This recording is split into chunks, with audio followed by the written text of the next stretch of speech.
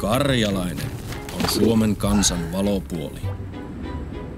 Avomielinen, kohtelias, vilkas ja kevytmielinen, helposti ohjattava ja helposti eksytetty.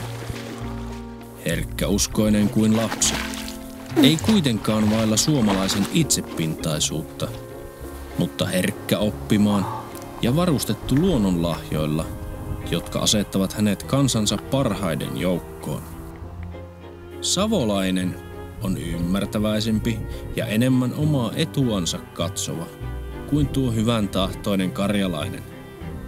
Hänen kaupantekonsa onnistuu tavallisesti paremmin ja hän nauraa naapureilleen, jotka syövät päivässä enemmän kuin vuodessa ansaitsevat. Hei, älä jää yksin rämpimään ideoittes kanssa.